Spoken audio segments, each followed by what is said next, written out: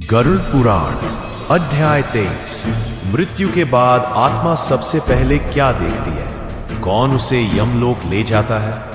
जब किसी प्राणी की मृत्यु होती है उसके बाद जो कुछ होता है वो हमारी आंखों से ओझल होता है, लेकिन गरुड़ पुराण उस अदृश्य यात्रा का संपूर्ण विवरण देता है।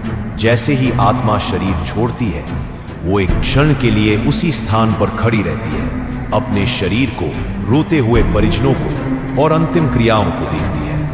लेकिन तभी एक घोर रहस्य खुलता है। आत्मा के चारों ओर एक कंपन शुरू होता है और वहां प्रकट होते हैं यमदूत। इनका स्वरूप कैसा होता है? गरुड़ पुराण बताता है, काले भयानक लाल आंखों वाले, लोहे के हथियार लिए हुए। उनके आने मात्र से पापी आत्मा थरथराने लगती है। लेकिन हर आत्मा को यमदूत नहीं ले जाते। पुण्य आत्माओं के पास आते हैं विशेष दिव्य दूत, जिनका स्वरूप शांत, उज्ज्वल और प्रकाशमय होता है।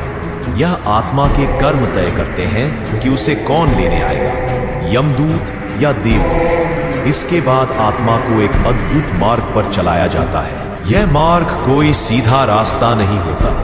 यह 84 लाख योनियों के द्वार, भूतलोक, प्रेतलोक और विशेष कर्म भूमियों से होकर गुजरता है।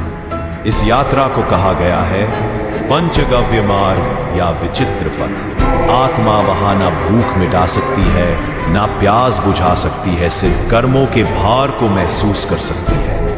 इस यात्रा में आत्मा को पहले पहल कौन से दृश्य दिखते हैं?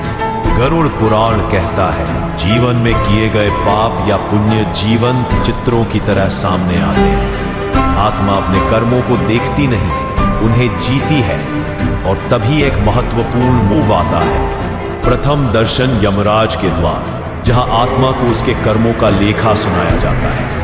मृत्यु के तुरंत बाद आत्मा अकेली नहीं होती, उसे लेने कोई जरूर आता है। लेकिन वो कौन होगा, ये हमारे कर्म तय करते हैं। इस पहले चरण की यात्रा ही तय करती है आगे आत्मा को नरक मिलेगा या पुनर्जन्म। इसलिए गरुड़ पुराण हमें सावधान करता है, मृत्यु के बाद की पहली यात्रा ही सबसे निर्णायक होती है। इसे हल्के में न ले। अगले अध्याय में जानिए आत्मा कैसे और क्यों नरक में भेजी जाती है, कौन तय करता है उसका दंड। एक ऐसा विवरण जो यमराज की सभा का रहस्य खोलता है।